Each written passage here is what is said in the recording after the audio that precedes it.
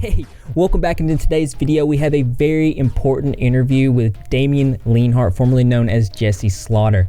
It's a very eye-opening interview. It talks about topics to do with the music scene, not only to do with Dahvie Vanity, but public figures Jayy, Monroe, and Jeffree Star. If you're unfamiliar with Dahvie Vanity, we have been covering him on this channel. I will link the playlist in the description below.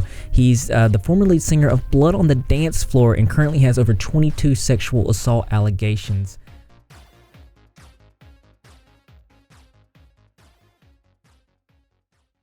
We're here with Damien Leonhardt on the topic of Dahvie Vanity. How you doing? I'm doing well. How are you? I'm doing really good. I really appreciate you for coming on and sharing your story with us. For sure. Thank you for having me on. It's really nice to be able to speak finally. Let's just start with when you first met Dahvie, which we talked about that. It was around 5th grade, April of 2009. Yes. Tell me about that. It was at a private party. I was invited to, it was like a private show thing. Blood on the Dance Floor was performing. There was a bunch of people there, like maybe 30, 40 people. A lot of them were underage.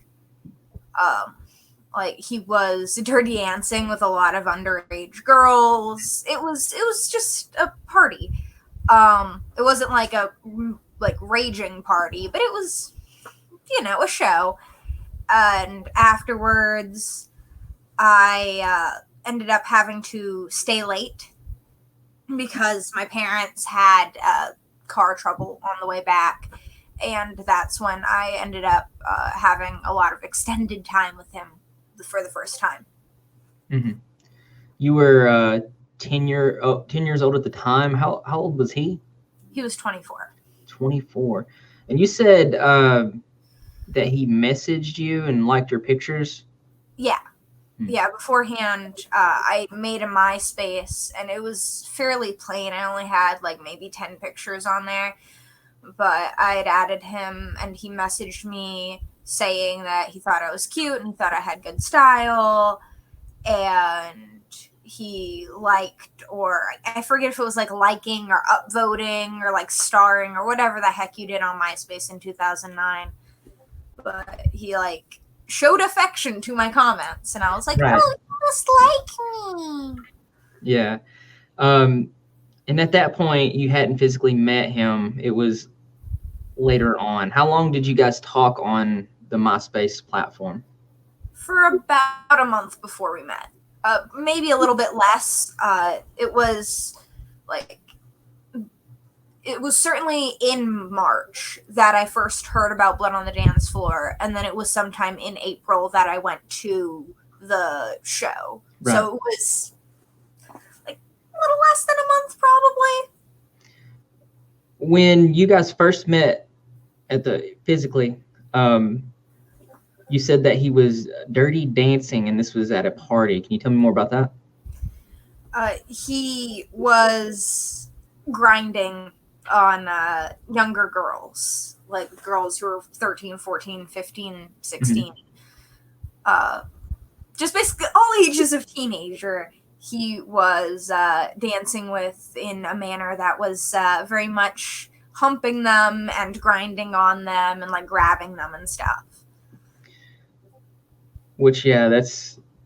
And it wasn't the only time I'd seen him doing that. He often did stuff like that at his own shows to his fans. Yeah, I've seen I've seen videos where he was very inappropriate on the stage. I think a lot of people have seen that. You talked to me about an incident where, and before we get into that, I want to know, did he say anything inappropriate when you guys were talking on the social media platform? Not that I can remember, but also at the time, none of it was being pegged as weird to me. So he might have said some kind of creepy stuff, and I just didn't realize it at the time because I was excited to be talking to this guy, and I had a crush on him. So I was excited to have his attention and affection. So the first red flag you got was actually at the party. Yeah. So you was telling me that your parents were late to pick you up. Can you tell me more about that? They had some car trouble, and so we were some of the only people who were left, like cleaning up afterwards, packing the stuff into the van, just, usual tear down stuff. I was helping with it, and I was part of it was me cleaning up in the bathroom because I had some like food stuffs all over me from the party, and so like I was cleaning up in the bathroom, and he was also in there cleaning up and helping me clean up and helping other girls, and so me and him just kind of like stayed behind talking for a little while, and it ended up moving into like sexual stuff, and then like him like asking me if like I had ever done stuff, and then like I ended up giving him a blowjob in that bathroom. And at that time, you were 10 years old and he was 24. Yeah. You had told me that you felt like he had done this before, like he was very almost like he knew what he was doing. Like it was almost methodical, like how he led the conversation that way, and then like how he asked me if I knew what things were, and then like basically instructed me on how to perform oral sex on him. And it's just like how clear it was, and how like methodical it was. Looking back on it, it almost seems like he had done this and explained this before, which is really. Right. And you said from there you developed into some like a type of an open relationship. Yeah. And it was not really talked about. Yeah, he would go around, and I knew that he saw other girls while he was on tour, and I knew that he had older girlfriends, and that was all fine to me. I didn't really care. I had other partners as well. It was more like, oh, I'm super glad that like this guy is my friend, and also I love him, and we fuck, and like it was almost, I viewed it as this really like weird friendship, instead of specifically this like, oh, I want him and only him type of jealous relationship. I just wanted to be cool, and I wanted to be like him, and I wanted to be like the people who he hung around. Right, that makes sense. You're in this relationship with an adult. Yeah, and at the time, it was just sort of, that was what was happening. Everybody was having sex. Everybody was sexual with each other, and it just, right. It wasn't like a weird thing. And you guys would see each other quite often. Sometimes he would go to your family. Sometimes you'd go to his. Sometimes hotels. Sometimes friends' houses. Yeah, we saw each other. Even though it was often, it wasn't like, the thing I have to keep reminding myself and feeling like I have to keep saying is that no matter how important he was in my life, I wasn't that important in his. He saw me maybe once, twice a month. Like, we saw each other at shows. We saw each other where other friends were around. I was probably one of 20, 30 other girls. Like, I probably didn't register as like a thing that he did often to him. Right. But to me, like, that was a significant part of my life. And you said to me that when we talked about this that this went on for a good while, and it went well until about 6th grade. Yeah. I saw him throughout the summer between 5th and 6th grade, where I was 10, turning 11. My birthday is in July. I started 6th grade in 2009. Sorry, brain is not working very well. I started 6th grade in 2009, and his 25th birthday was about the same time I started 6th grade. he went on tour and got arrested in Colorado in late September of 2009. Right. And that caused us to see each other a little bit less. Like we were less like in actually like seeing each other. And he would still call me on the phone, and we would see each other whenever he was in Florida, like a couple times a month or so. Basically routine. And then I do want to say that if any time you need to take a break, just let me know. For sure. Thank you. And then come the end of 6th grade, he kept saying to me things like, oh, I'm going to take you on tour. We're going to make music together. I really like your voice. I really like your poetry. At the time, I wrote a lot of like emo poetry and posted it on MySpace. Mm-hmm. And he would make these like empty promises to me, and then I was being like clingy and like being like, hey dude, why aren't you taking me on tour? I see you're going on tour. What the heck is happening? And he would like take me to like a couple of shows, and that would be it. And I was already upset at him in June of 2010, but I wasn't like outing him. I was just like, oh, okay, he's being a dick. Dahvie is a dick. I know you talked about this before. Did you feel like you were like any of this was wrong, or do you think it was like more normalized? I thought that, I mean, it was clearly illegal and it was clearly wrong in the eyes of the law, but also in the scene that we were in, it was normal. It was perfectly fine. Like, most people were either having sex with or were having a relationship with teenagers. So it didn't fully register to me at the time. You had conversations with Dahvie about the relationship, about you being underage, and you said that he almost defended pedophilia in a way? Yeah, like whenever the conversation would come up about like younger people or like fucking younger people, it was sort of this like popularly held opinion of like, oh no, they're mature, they know what they're doing, just because they're underage. Basically, it was almost like, yeah, we know we're doing something wrong, but we have a reason for breaking the law. And it was kind of held in this sort of like, teenagers can have their own lives and their parents are just stupid, and it was really weird. And you guys had a pretty regular relationship up until one of your friends got jealous or lied, and this caused her to post the post on Sticky Drama that started a lot of drama. Can you tell me about that? I had a friend who I was fairly close with, and I told about the relationship, and me and her got into some personal middle schooler drama. It was very stupid. Right. But it ended up with her posting that original post on Sticky Drama about Dahvie and I, basically outing our relationship.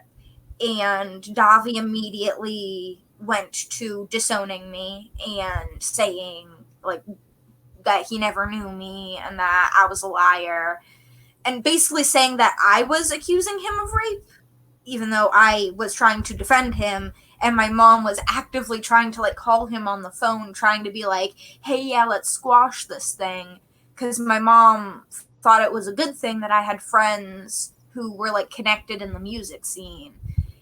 And she thought it was just vicious lies because like she saw the allegations beforehand. And so she thought it was just a person lying who was jealous of my connection to Dahvie and my, whatever. Right. Yeah. So when this Sticky Drama post came out, this is when he completely disowned you. Was this before or after your mother called? This was like the same time, happening pretty much like within minutes of each other. I woke up that morning, like 11 or so, and I went on Twitter, or I can't actually remember if it was on Twitter or not. I just went on Twitter a lot back then, so I immediately thought it was Twitter. I just went on a website and somebody was like, hey, there's a sticky drama post about you. What's going on? I made the video and I'm like, hey, mom, call Dahvie right now. Like, you need to get in touch with him. So I'm making the haters piercing sticky drama video. My mom's on the phone and Dahvie is disowning me all like at 11, 12 noon Florida time. And are you still 10-year-old at this time? No, I was 11, about to turn 12. So it must have been really difficult for you to understand what was going on being so young. And one thing I want to make a point about is during this relationship that you had, he created a lot of the social media accounts. Even he almost like he had this plan for you. And a lot of people, can you talk about that? I had a MySpace when I first met him, but he helped me like actually make my MySpace, like take good pictures, learn the coding in order to like put the backgrounds and fancy cursors and playlists and stuff, helped me introduce me to music that was cool and that he thought fit my profile. He helped me pick the name Jessi Slaughter. We had like a list of names and somehow we ended up with the name Jessi Slaughter. I started going by that. He would even like message my friends from my profile sometimes. Right. And I let him do it because I just thought like, oh yeah, it'd be super cool if my friends were also friends with Dahvie. And I didn't like see how weird it was that he was basically using my social media and the fact that he had access to my social media in order to lure in other young girls. Right. Looking back on it, you can see it was kind of like a grooming tactic. And you being so young, you couldn't have seen that as a red flag at that time. So no, I just thought that we all wanted to be connected and popular in the scene, and it didn't. You thought this was a normal relationship. You thought it was everything that was happening was supposed to be happening. And the thing about it is that I'm sure now that you're older, you can look back on that and you can see that Dahvie was an adult and he knew exactly what he was doing. Oh yeah, especially like for the longest time, it didn't feel real to me. It didn't feel like a thing that happened. It felt like a story that like something I had read in a book somewhere. And like I hear from other girls almost the exact same things. I hear like Diana's story, I hear Ashley's story, I hear Kaitie's story, and it just it suddenly feels real. It suddenly feels gruesome. I feel dirty. I feel almost like I somehow am a this wall that I wasn't realizing I was before, and it just it's a weird feeling. And then for him to just completely disown you once he feels like he's going to get caught. After that, he went pretty hardcore with defending himself to the point where he was perpetuating the fan base to attack you. Indeed. He pretty much immediately started with telling his fans that they needed to message me and tell me what an awful person I was and tell me to stop lying. And it got to the point where after the song and everything had come out, when I was in foster care and I was in like 7th grade, I was having my actual physical friends who were fans of Blood on the Dance Floor coming up to me asking me to film videos apologizing to Dahvie and Jayy. And that's where the apology video came from, is not a video that was supposed to see the light of day ever, but something that was filmed directly for them by my friends who I at least thought, I have suspicions, knew Dahvie and Jayy. Right. So they were perpetuating this hate that you were getting, and somehow 4chan got a hold of this. 4chan. I think it may have been in a You Laugh, You Rage thread at first. I'm not actually sure, but I've had a couple of people say that they saw it first there back in the day. But somehow 4chan got a hold of it. There was a couple of people from my school who I knew who used 4chan, so I kind of suspect that it may have been at least in the same clique of people who made the sticky drama post. Right. This when 4chan got involved, it created a lot of it put a lot of pressure on your family. I know we talked about it, where there was a major dox which preempted the live stream with your father. Are you comfortable talking about that? Yeah, there was a pretty hard dox when I first put out the video, and it led to things being sent to my house, mostly things like pizzas. Thankfully, being a small town, the people who worked at the pizza shop went through the order directory thing and found our number and called us and was like, "Hey, are you really ordering 200 pizzas?" And we're like, 200 pizzas? We're not ordering 200 pizzas. And they were like, "Okay, yeah, we're getting a bunch of prank calls. Do you want a free pizza?" So 4chan got me a free pizza from nearly every pizza place in my hometown. Oh, so did you eat any of the pizzas? Oh, yeah. Well, the places called us or at least sent a driver out to check if we were really ordering a bunch of pizzas, and then felt bad because they were like, "Oh, this poor kid is getting pranked." We got swatted a bunch of times. We got UPS boxes sent. Another surprisingly good thing was menstrual products, free samples of menstrual products were being sent to my house. So I was set on that. I know when I was doing I was first doing my research through this, I ran into it was on Google Images, where I ran into this dox. It was actually called the You Done Goofed Initiative. Oh gosh. It was I can't imagine the amount of pressure that it did put on you and your family at that time, with Dahvie having this huge fan base around that time and him perpetuating this. Do you feel comfortable talking about how it felt emotionally? Honestly, I've blanked a lot of it out because it was such a horrifying time. It was such a crushing and trapping feeling. It's almost like I went numb, you know? I couldn't quite process the feelings of abandonment and betrayal and terror. Just absolute terror. Yeah, I completely understand that. I went nuts. I spent time in a mental hospital. I have ended up developing personality disorder stuff. It's not fun. This pressure, is this what forced you, or when did you feel like you had to apologize to Dahvie? Yeah, I felt like I had to in order to live a normal life. I was in foster care. I was 12, about to turn 13 years old. It was filmed on one of the last days of school. I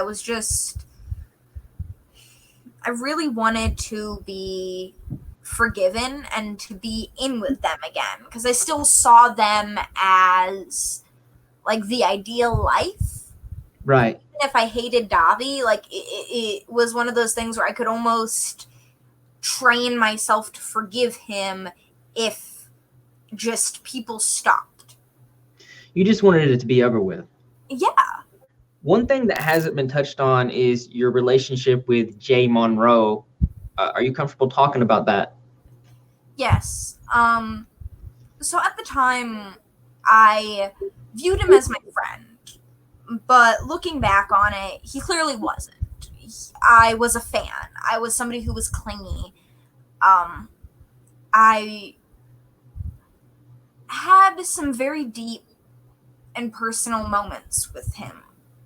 Moments where I talked about being sick. Moments where I talked about... Take your time. At the time, when I was a child, I kind of kept being disabled as a secret. I've been sickly my whole life, but it was almost this thing where if I just pretended I was normal, other people would pretend I was normal, and I could keep up with everybody. Right. I And know you. very Go deep. ahead. Sorry. You're good. I had some very deep personal conversations with him about that subject. And then the You Done Goofed song came out. And there's one specific line, regret meeting me as your last dying wish. And that stung, because, like, that's a personal conversation we had. And to add insult to injury, afterwards, nowadays, going on Chris Hansen going, I don't know who this person is. It's like, I don't... You had a call with him before that, didn't you? I didn't have a call with him, but I sent him an Instagram message. I sent him a message basically saying, I'm sorry you got dragged into my drama. I'm trying to do a project. I would like to talk to you. Maybe we can get some healing out of this. I'm not expecting you to be my friend, but I think it would be a good thing for us. And he replied saying, I don't know who you are. And then I replied saying I used to go by Jessi Slaughter, and he left me on red. So he knew who you were. I mean, he can't not. Pictures of us sitting together laughing. Like, this isn't a fan picture where we pose. This is a candid where we are laughing and his hand is on my thigh, and like... You felt close to Jay. You told him personal things about your sickness, and then you seen that in that song, and that hurt. Yeah. And seeing him as a victim, I feel for him so much, and I want him to have healing, and I want him to have the best life that he possibly can afterwards. But I don't think the way to do that is by denying you ever knew anything, because the only way to get out the truth is by telling the whole truth. I agree with that. Another thing we talked about actually had to do with Jeffree Star, where you talked about how both he and Jay knew the relationship between you and Dahvie and actually witnessed him kissing you.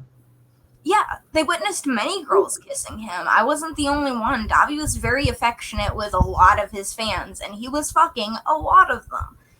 And it was normal in the scene to be kind of like lovey and touchy and stuff, but like Dahvie took it quite a bit far with quite a few very young fans, and Jeffree Star and Jay witnessed it. The thing that like really blows my mind, and it was dredged up very recently, was the Kaitie interview where she talked about the X times 3 video. Jay is in that video, and I think he might even be filming. I haven't seen the video in years because it triggers the hell out of me, but it blows my mind, the ability to sit back and go, I didn't know anything, when there is video proof of you being there watching a girl being sexually assaulted. And the same goes to Jeffree Star and his tirade of tweets, which only came out after he was personally financially affected by Dahvie. But then as soon as some shit, like it was all glazed over, he went right back to supporting him. And it seems like it's all about financial, whether or not Dahvie is lining your pockets, not actually whether they care about victims.